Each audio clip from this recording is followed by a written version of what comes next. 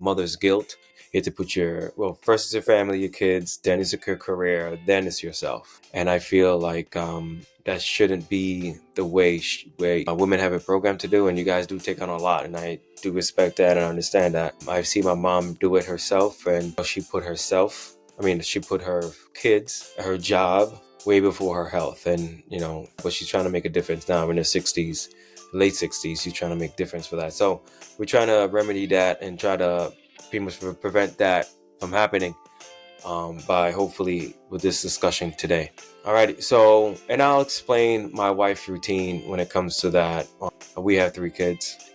One has moved out though, but you still have to be in touch with them. Of course, the child is always going to be a baby, but just 2 living at home right now. So let's talk about this now. My first tip when it comes to balancing everything and kind of like, hey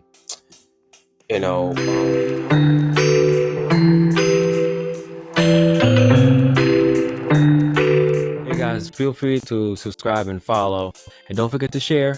Don't forget to share, please. All right, guys, enjoy. Yeah, here we go. Alrighty, so hey everyone, I hope everyone's having a great October, start of the October. Thank you so much for joining me. I'm Shane, physical therapist, but personal trainer and nutrition coach on your journey to a better you. Kind of actually trying to see if I could work on the intro to make it, sound better. But anyway, I really just want to jump right into it and get started with things. I think that everyone can relate to this. Either you have kids, don't have kids. I mean, all of us, I feel like we're busy people, especially in this area of the world, living in the United States. If you are, and probably other places too, but predominantly the United States is very, very busy. We're always grinding, always working, having responsibilities to do. So this is a great topic to kind of talk about, because you do have to take care of yourself. You can't just, trying to get a paycheck every day, which is important, definitely important. You can't, survive without making money to a certain extent. Alrighty, so let's start out with the main topic, balancing pretty much your busy schedule with going to the gym and so on and so forth. Pretty much like I said, though, you don't necessarily have to go to the gym. Of course, you can just, in general, just working out, pretty much your fitness. Okay, so there's something that it was so funny how life works out when certain things. I think it was late last week, Saturday, I believe. But my wife, maybe earlier, but my wife said to me that one of her friends said to her, "You must freeze time to be able to make time to work out." Like this person that's saying this to my wife. This woman is, she has, I believe I'm not mistaken, 3 kids. The youngest one, I want to say, is 9 or 10. But then the older one, there's 2 other ones, I believe, if I'm not mistaken. But I forgot the ages. Maybe it might be 2, actually. Maybe just 2 kids. But either way, she has kids. She has a job. I don't know necessarily it's full-time, but she pretty much prioritizes her life, her kids over, own health. So we discussed many times about that, where I feel like it's a case of mother's guilt. You feel like you have to put your family, you have to put you have to put your family, you have to put first it's your family, your kids, then it's your career, then it's yourself. And I feel like that shouldn't be the way people have been, I guess, programmed to do. Women have been programmed to do, and you guys do take on a lot, and I do respect that and understand that. I've seen my mom do it herself, and she put her kids, her job, way before her health. And, you could say she's paying for it now, but she's trying to make a difference now in her 60s, late 60s. She's trying to make a difference for that. So we're trying to remedy that and try to pretty much prevent that from happening by hopefully with this discussion today. Alrighty, so, and I'll explain my wife's routine when it comes to that. She, of course, has 3 kids. We have 3 kids. 2 of them are my stepkids, stepsons, and 1 is mine, but they're still mine. 1 has moved out though, but you still have to be in touch with them. Of course, the child is always going to be a baby, but just 2 living at home right now. But anyway, I'll get into that in a little bit.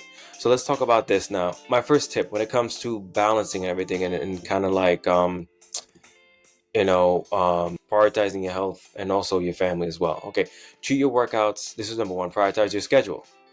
And is treat your workouts like important meetings. Okay, block out specific time slots to your calendar for exercise, even if it's just 20 to 30 minutes per day. Okay, it makes it easier for you to stay consistent and be able to, to have that self-care for yourself. So that's kind of redundant, having self-care. So it's just a matter of like opening up your phone. I mean, we all have phones. You have the calendar app or whatever, Android, Apple phone, whatever. And now, hell, you can just like say it, whatever phone you have, Google or whatever, put in my calendar 6 o'clock every day, every morning to do this, do that, whatever it is, and have it in your calendar. Prioritize it. I think there's a prioritize button you can put to have, like, at least in the Apple, you can have asterisks on it so you can make sure that this is important. Okay, that's number one. Number two, incorporating movement into your daily routine. So let's say you can't go to the gym or can't work out or whatever. So maybe, you can just incorporate. I mean, you can always just get like one of those just walking, those desk treadmills or whatever, or one of those you're sitting on, you're doing a bicycling underneath your desk. That's also possible too. Just to kind of get those steps in. I always feel like if you're not going to work out, I tell my clients this, if you're not going to work out, say, Susan, you're going to miss your session this week, on one of your sessions this week, at least one day out of the week, make sure you get 10,000 steps. So something like that would definitely be good. Maybe doing a phone call, you walk around, maybe stretch while you're talking, or taking the stairs instead of an elevator, those kind of things. Those small things make a big deal. Okay, those small things make a big deal. Or maybe doing some type of body weight routine while your food is being cooked, or you're cooking your food, I should say. Your food's being cooked unless your husband or your spouse is cooking for you. Doing quick routine at work or what have you, doing small. When you get small moments, those small little things adds up. And, it keeps you active. It could be 5, 5, 5, 10, 10, 10, those kind of things. It adds up over time. So just simply incorporate movement into your daily routine can definitely add things to you. Add more steps and more activity. You burn more calories, long story short. We want to simplify it a little bit. Excuse me. All right. So use more efficient workouts. So when I say more efficient, the first thing that will always come to people's minds is more like a HIIT style training. Okay, you could definitely do something like that. Even strength training too, but really condensed to try to minimize the time, reduce your stress time, reducing your rest time in between your exercises, maybe 30 seconds instead of 1 minute or what have you. You might not be able to lift the same amount of weight, but at least you're getting something in. Because similar kind of same thing as circuit training. So circuit training, you do one thing to the next to the next. So it's like supersetting, but like times maybe like 2 or 3.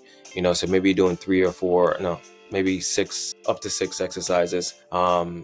Circuit training, usually for me, even HIIT style too, I feel like it's kind of the same thing, HIIT and circuit training. But let's say you do like a push exercise, like a push-up, a pull exercise, like a row, elevation or a squat, going up and down like this, a total body exercise, like a burpee or something.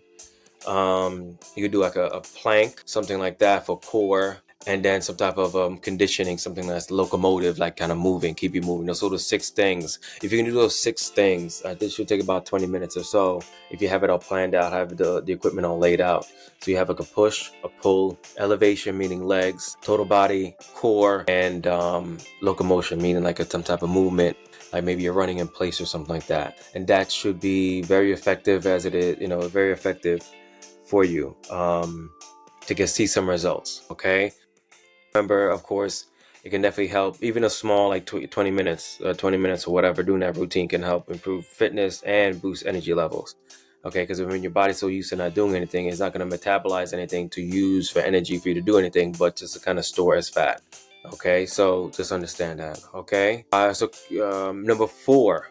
Now this one, especially being in a relationship, to me, and my wife has done this to me, we have sat down, we have talked about this. Communicate with your husband or spouse. Okay, so have an open conversation with your spouse about your fitness goals and how they can support you, whether it's helping with the household chores, watching the kids, or simply encourage you to take time for yourself. Teamwork can make a huge difference. Okay, when your partner understands how important your health is to you, they can help create a space for your schedule to focus on your fitness. So understand that. Okay, let that process for a little bit. So if you are in a relationship, you have your spouse, understand that, talk to that person. That person's a part of your life, so you should be able to talk to this person and say, hey, listen, Tim, whatever, I really want to take my health a little more serious. I just need you to back me up a little bit, try to help out with the kids a little bit more. Hey, Johnny has practice at Wednesdays. I want to go to this HIT class on Wednesdays. Can you please take him there? Those little things. Okay, like I said, you at minimum you need 3 days at minimum. So maybe 1 day during the weekend and 2 days during the week, or maybe one on the weekend, one during the week. I mean, one on the weekend, one on the week, yes, and then get 10,000 steps for 1 day, something like that. I mean, anything goes a long way. Okay, so remember those things. And then number 5, I'm just gonna give like a top 5, and then I'll give you some other ones too, some bonus ones. Okay, although another option, depending on how old the kids are and the situation, you can always wake up early for me time. Okay, start your day early by set aside 20 to 30 minutes in the morning for just you. Just could be a quiet time for a workout or a stretch session before your day gets hectic. It's often easier to stick with a routine in the morning when you have fewer distractions, and it's very true, because most of your kids are not waking up early. But that requires you to go to bed late. I'm not late, sorry. Go to bed a little earlier. So, I mean, talking to your husband, that could be another one. I mean, the kids can put not the kids, that your husband or your spouse could put the kids to bed one or two nights, so you can go to sleep early, not be on your iPad, not watching Real Wives or whatever, or some type of show on. Go straight to bed, get some sleep, get some rest to wake up in the morning, and then get that extra half hour, even an hour in for you to do what you have to do. Okay, so like I said, that open communication could go far, far away. All right, some bonus ones. Okay, make fitness a family activity. So doing things with the family is very, very good. It will be a very good idea. All right, next one, find a fitness partner. Okay, either somebody at the gym that you're going to, maybe a co-worker. Co-worker is probably best, but finding somebody that can actually hold you accountable or something like that could be definitely be good for you to do. Delegate or outsource. So I mean, pretty much like working with a personal trainer, of course, would be also too. So all you have to do is just show up for the session. You don't have to think about anything. Everything's already planned for you or what have you. And you have an appointment. It kind of goes back to that number 1, prioritizing it and pulling it in your schedule. So you have it. Okay, I have to be here. Treat it like a doctor's appointment. I have so many clients of mine in the past that said, Shane, I wouldn't be working out unless I had an appointment with you. Legit. They don't go into the gym. They don't do anything. They have, the 3 times a week with me, and that's it. I'd rather them be more, I guess more independent, but it is what it is. People's schedules are different, all different, and it gets crazy. Okay, so they're doing 3 times a week. I cannot argue. Okay, they're getting results that they want. I mean, there's nothing I can do about that. Okay, it is what it is. So that's also another option. Combine fitness with something you enjoy. I mean, there's always, Zumbas, those kind of things, dancing and doing that kind of thing can definitely be beneficial if that's something that you need. It's something that you have to do to feel motivated to work out. You know what I'm saying? So anyway, that's what I would. These are the 9. It's only top 5, but the 9 different things you can actually do to improve your fitness while having your busy schedule. To kind of recap, I'm going to recap the 5, my top 5. Prioritizing your schedule. Okay, incorporate movement into your daily routine. Okay, use efficient workouts. And communicate with your husband or spouse. Okay, or number 5, wake up early for me time. Okay, so those are my top 5 things that if you can do these, you definitely should see. You definitely see some results. Okay, of course, be consistent with this, but I definitely think this will be a good things to start out with. Okay, so I'm just going to talk about my wife, what we have done. So we had to have a discussion. She was feeling at the time. She was feeling very after she gave birth to our son, she really wanted to get back to working out, and she was miserable being at home, not being able to take care of herself. So we both sat down and we pretty much, laid out a plan to actually make time for her to actually work out. And it's worked. So right now, our son is 3 years old. So she would at times, I mean, I know some people say, oh, Shane, the iPad, no, you shouldn't. We don't have our son on the iPad all day, every day, all day long. We don't do that. But when it comes to certain things like my wife taking care of herself, that's very, very important. Okay, so it's just certain times she would come to my studio and she would do her workout, or she would take my HIIT class, and our son would be, having the iPad in front of him. This was an hour or 50 minutes or whatever. And we usually take him somewhere like to the park or something anyway. So we We do that, or she would take him to the CrossFit. She has multiple, I don't know, she has multiple places she works at. She's very, very fortunate. More like spoiled, but whatever. She goes to, either will go to a CrossFit or go to anywhere, whatever she needs to do, and our son will sit there. She has him, she can see him, of course. She's not gonna, like, she doesn't have him locked in a room. She has him near, not near to get in danger, but the area where she works, there's places for kids to sit down. So he's on his iPad and he's just, doing his thing, and she gets to do her thing too. So that's also another option. So people might think that, oh no, I have the kids and they won't let me this and that or whatever, and they just we make time.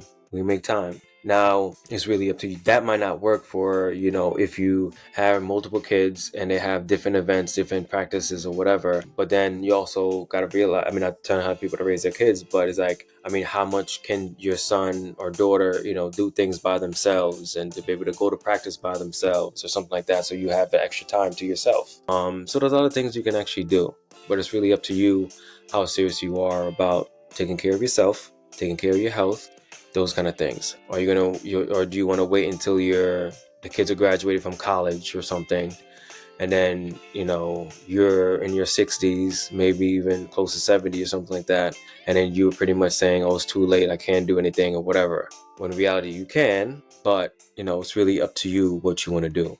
I'm just being real. Okay, guys, I've seen that happen many, many times. I've been doing this, working with people for 15 years.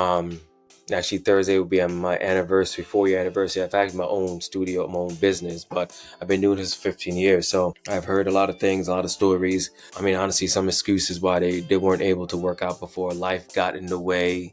That's always a good one. Life got in the way. And, that's, to a certain extent, yes. But this, if it's really important to you, you'll do it, instead of using an excuse, life got in the way, Everyone can use that excuse. Everybody can use that excuse. Life got in the way. But like I said, these things, these 5 things, putting it in your calendar. Technology has helped us a lot. Putting in your calendar, prioritizing your schedule, incorporating movement into your daily routine, using efficient workouts, communicating with your husband or spouse to help out a little more, and waking up earlier for me time to work out, So when you say that life got in the way, I don't really think that's a really good excuse, Anyway, so that's that. Okay, hold on. As long as the iPad games are educational, they're fine. Meal prepping for the week helps free up time. Yeah, help free up some time during the week too. Yeah, I'm gonna get some. Actually, I'm gonna do that right now. I know I just totally forgot about that. Thanks for reminding me, Rashina. So let me share my screen. So this is something. I'm gonna share this bad boy here. Okay, so I'm gonna share this with you. I'm gonna see if I make it bigger. That's what she said. All right, so this is what I usually have people look at. Okay, so looking at this, okay, I don't have time to work out a meal prep, you see. So time check. These are total amount of hours in a week. Okay, feel free to like screenshot this screenshot this or whatever you have to do. But this, if you can, take your time out, take some time, takes like less than 5 minutes to like really, okay, this is your work. Okay, you minus work from your hours, you minus travel, in your car, maybe a total of 1 hour, 30 minutes one way, 30 minutes back, that kind of thing. Family time, that means, being with them, playing with them per week, or even the weekends too. This include weekends. Okay, eating, hobbies, whatever it may be. Could be just watching TV, catching up on your soaps or whatever, or sports or whatever you want to watch. And of course your sleep. Okay, and then put the total number remaining, and that's how much time you will actually have to work out. You know what I'm saying? Round up to the nearest hour. You could do probably 0.5 or something like that to a half hour, but round it up to the nearest hour if you can. Okay, it's like I said, creating time, create your time, use checklists, set deadlines, eliminate interruptions, focus on one thing. Take some break. Take some break. Excuse me. So it's very, very important that you understand that this is very simple. Like I said, 5 minutes, because I don't think there's anything else I'm missing out. It is just work, travel, family, eating, hobbies, and sleep. That's the only things we actually do during the week. Subtracted out of 168 hours, the 7 days, and you trust me, you'll find time to actually work out. You will find time. Okay, unless you like, there's rare cases I believe that you won't find time to work out. Okay, so like I said, write it down, write 168 on a piece of paper if you need to, or screenshot this. Then you do work hours, minus travel hours, minus hours with the family, minus eating, minus hobbies, and minus sleep, and get the total. And it's not going to be zero. If it's negative, you did something wrong. You know what I'm saying? So this is something that you can play around with and kind of, figure out. I mean, eating, you probably, if you're meal prepping, I definitely throw eating into that or whatever if you're meal prepping. But this shows that you can, you have a lot of time. You have a lot of time to do stuff. You really have a lot of time, more than you actually think. Okay, so just something to think about. Okay, anyway, yeah, thanks for the comment, Rashina. Yeah, but yeah, when it comes to the iPad though, is majority of it can be educational, but there's times when he loves his Power Rangers. I'm not gonna, I just feel though, because he's in daycare and he's in Kumon. When it comes to Logan, it's like I just don't want to like do too much for him. Like really, like I want him to have fun. I want to have a good balance, but I understand what you're saying. So if we do have to put him on an iPad longer than normal, we definitely put on educational stuff like the ABCs. Mickey Mouse has stuff you can color and stuff like that. One of those Mickey Mouse apps or whatever. You know what I'm saying? So anyway, where was I? Okay, so let me see if there's any other comments. Okay, that's educational friendship skills. That's true. Yeah. Yep, that is true. Let me see. Okay. Alrighty. So let me continue on with this. Did I stop this sharing? Yeah, I think I did. Okay, perfect. Okay, so the next topic, okay, because I hear this a lot and I just have to share with you guys. The idea of eating too little, okay, can actually, like, that's the only way for me to lose weight. If I eat carbs, I'm not going to lose weight. But maybe let's not focus on carbs. Let's focus on just eating few calories, okay? All right, so I said this many times. I mean, it's completely fine. I have to say it a million more times. I don't care. But your body can go into starvation mode where it will conserve energy to try to end by slowing down your metabolism. So because your body knows that you're not gonna be doing anything. You're going into starvation mode. It's gonna focus on surviving. Okay, so this means you're burning fewer calories throughout the day. Additionally, eating too little can cause muscle loss, which further reduces your metabolic rate. Okay, so less muscle you have, you lower your metabolism is. Okay, eating adequate nutrients and calories fuels your body, supports muscle maintenance, and encourages fat loss. Okay, and I'm not just saying this just to say it or whatever. This stuff is well documented. Okay, so why do people, when they either get any bariatric surgery, they reach a plateau? Because there's only so much you can eat, right? With that, you reach a plateau, your body gets used to it. Okay, so there's certain things you have to do. You have to make adjustments. Okay, that's it. Especially you're pretty much with that, you're on a diet for, a permanent diet in a sense, but that's why you have to adjust it a little bit to kind of go higher, to kind of get out that diet phase and then come back down. I mean, I have said this before. If you're normally taking in 20,000 calories, if you have that surgery, do 20% less, and that should be what your maintenance calories should be, in a sense. So I just trying to my best to make sure, and I actually have, all right, so I kind of I put together some type of analogies. Okay, a car without fuel. Trying to lose weight by eating too little is like trying to drive a car with no gas. Okay, your body is like the car, needs fuel to run efficiently. Without enough fuel, the car won't move and your body won't burn fat efficiently. Okay, here's another one. Okay, fire without wood, and that's something when I use many times with clients. Think of your metabolism as fire. If you don't add enough wood or food, the fire will burn slower and eventually die down. By feeding your body properly, you keep your fire burning bright, which helps your body burn fat and stays energized. Okay, then this one is, I think, is on point, definitely with how we are with our technology and everything like that. It's like your phone in low power mode. So if you guys don't know, low power mode, like say your battery's gonna die and you hit that low power mode, right? And once you hit, these are Power Rangers, yeah. Once you hit low power mode, what happens? Certain things don't work. Okay, so Eating too little is like running your phone in low power mode. It conserves energy by limiting its functions and slowing everything down. Similarly, your body slows your metabolism to conserve energy when it does not get enough food, making weight loss harder. I mean, that's of all the three I've read so far, that's one of the best ones that can explain what happens, because certain things are taken away. So like I told one of my one clients, one of my clients recently, is like, you have to understand what happens when you don't eat enough and you're trying to move a lot, you're trying to work out. Your body will go after other things. It will go after your hair, it will go after your nails, it will go after your skin and your hormones, and to go after everything to survive. Okay. And then actually will start going after your muscle too, whatever muscle you have. Okay, so it's very, very, very important that you make sure you're eating enough. Okay, here's another one real quick. A plant without water. Just like a plant needs enough water to grow, your body needs enough food to function properly. If you starve it, the plant, quote unquote, your body wilts and stops thriving. Okay, when you nourish it well, it grows and flourishes just like your metabolism when it's well fed. Okay, I'm not saying to eat too much, I'm not saying to eat a horse or whatever people say, but it's like it's very, very important you eat enough for your body to function properly. And always remember, you should not be on a diet for too long. Your body will, it doesn't matter how low your calories are, your body will adjust to it eventually, because it's made to survive. It's meant to survive. That's why we survive all these millions of years or whatever you might believe in, but we survive for a long period of time.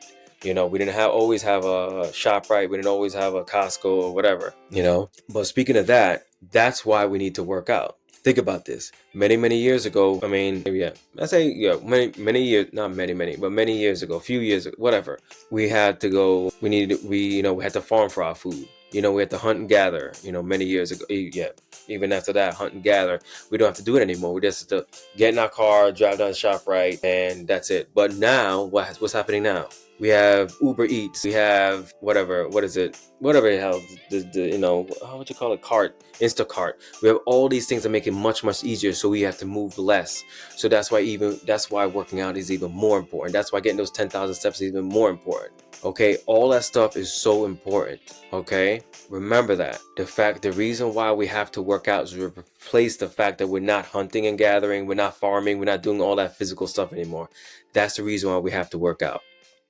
Plain and simple.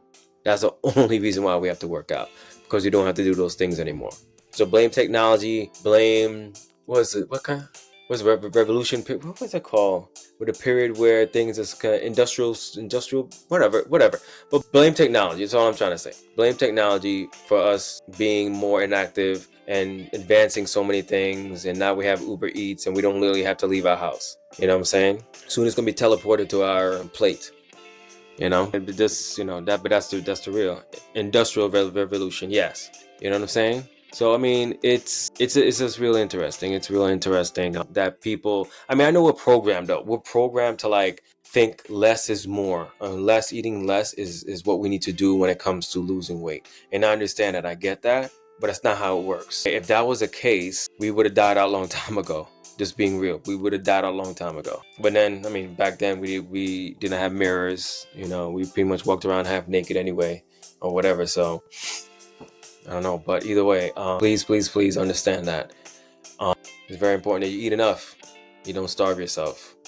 All right, and your body's just, and even if you start losing weight, it's eventually gonna stop, and eventually things are gonna start being, you're gonna start losing other things, like your hair is gonna start thinning, your nails, your having a menstrual cycle that might be off, or that might have some problems. Oh gosh, I keep forgetting abbreviation. PCOS. That could be too. All the hormone stuff, reproductive issues, those kind of things can happen. I'm just keeping it real, and it is what it is. But we have to work with what we got. We have to make time for our food, to cook our food. We have to make time for our workouts. We have the time to do those things, because technology has given us a lot more time to do other things, but we find that ample time that we got to do more sedentary things, if that makes sense.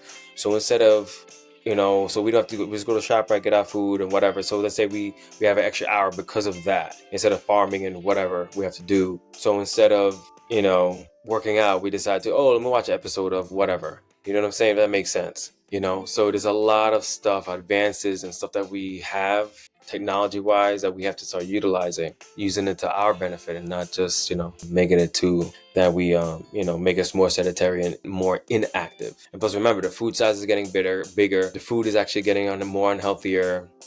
McDonald's fries is not like McDonald's fries when we were growing up, but depending on how old you are. McDonald's fries from 20 years ago or 15 years ago is a lot different from what it is now. They have like a million ingredients in fries now compared to when they only had like maybe 3 or 4. You know what I'm saying? They spin it as a caloric deficit. Yeah, that's true. To eat less. Yes, and it's like I said, it's definitely important. You want to be in a caloric deficit, but it's just find that balance. Like I said, I don't think that the woman should be below 1200 calories, and you should slowly, gradually go down to 1200 calories, because I feel like after that point, that's when a lot of bad things can happen, and like I said, at most you should be like in that phase, maybe like at most 2 months or so, getting down to 1200 calories. And then it's like, okay, let's say you're normally eating 2000 calories, let's say, then go down to 18, maybe 1 or 2 weeks, then go down to 15.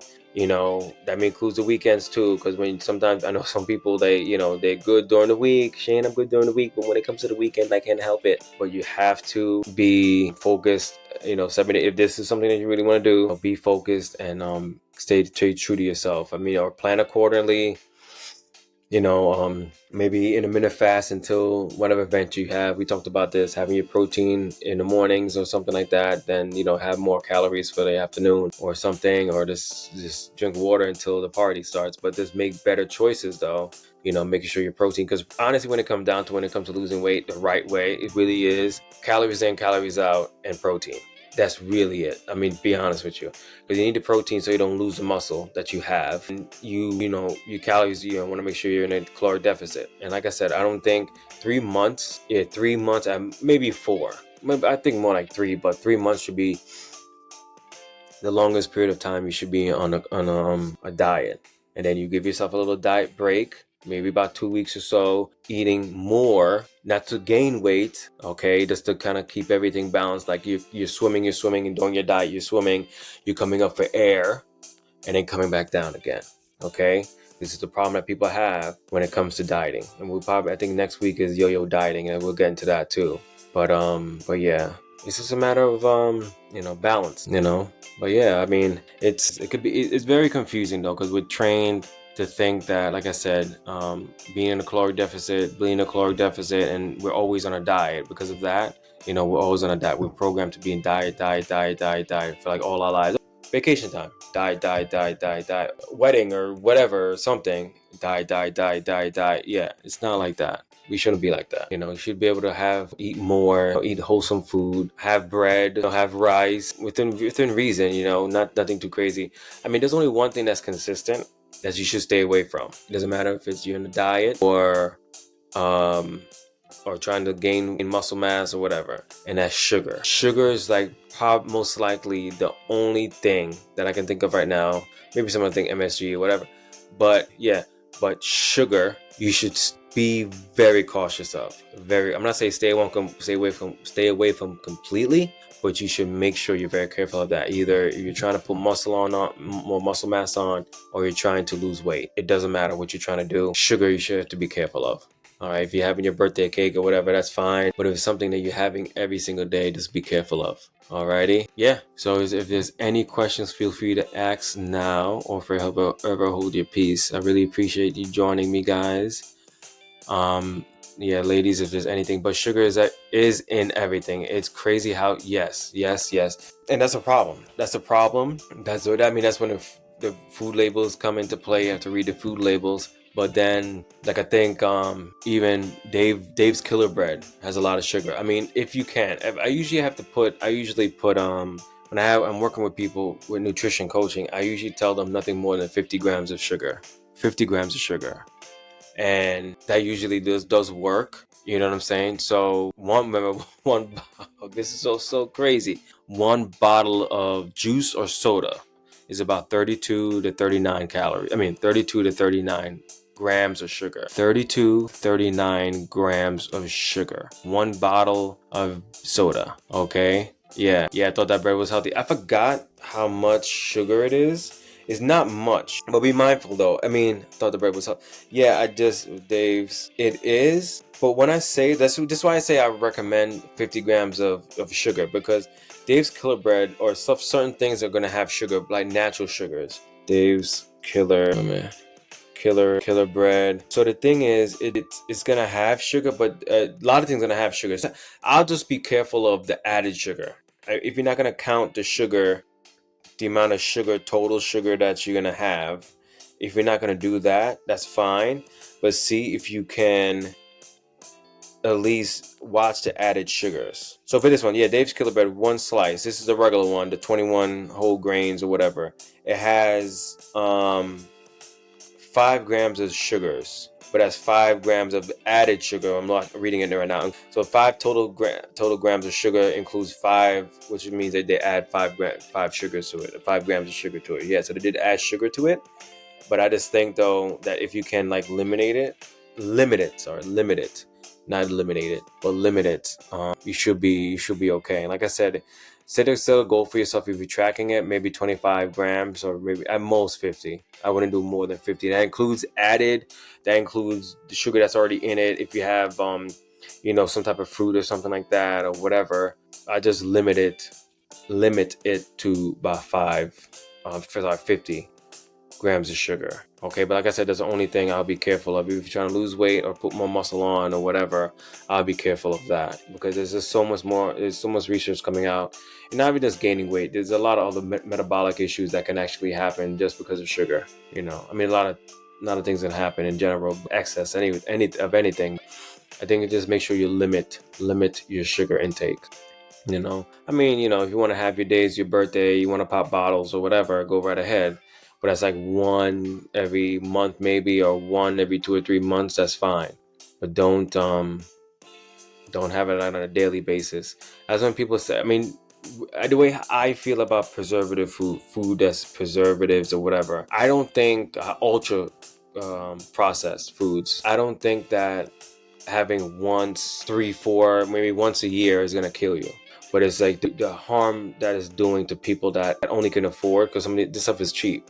The people that can only afford that kind of stuff, that eat it every single day, that's where it gets scary. And that's when you see things, the health things start happening, which is scary. I feel bad seeing, because we talked about it, there's addictive properties in these foods, to add shelf life, there's chemicals to, what maybe spraying whatever it may be, if it's not organic, or, I mean, organic is probably a bunch of BS too anyway, but it's not 100% organic. But all these things, it's just, you have to do what you can, guys. Seriously, do what you can, because let's face the facts. It's, the Food Administration not really actually helping us. We talked about this already. All right, but try to make better choices the best you can. Just do what you can. All right. I'm not saying to stay away from Dave's Killer Bread either. Okay. I mean, let me check the lighter version, the low calorie one, low carb one. I should say the thin one. So let me get it. All right. So. Why is it not loading? I don't know, it's taking a long time to load. So this one compared to the other one is, let me take off my Wi-Fi. Yeah, so this one, the original one, the 21 whole grains and seed, that's 110 grams. And this one is 70 grams. So this one has 3 grams of sugar. It's a little bit better, 3 grams of sugar. 2 dietary fiber. Yeah. So that's, like I said, I wouldn't like to say, okay, I'm never, ever having Dave's Killer Bread. I wouldn't say that. But it is something. Are you ready to transform your health and wellness journey? At Condappa Strength, I'm committed to helping you achieve your goals through my 3 pillars for results. First, I educate, equipping you with essential knowledge to understand your body and its needs. Then I execute a tailored plan, ensuring every step is personalized to your unique lifestyle. Finally, I encourage, providing accountability and support every step of the way. Get ready to unlock your full potential and thrive in every aspect of your life. Visit me today and let's embark on this journey together. Check me out at condappastrength.com.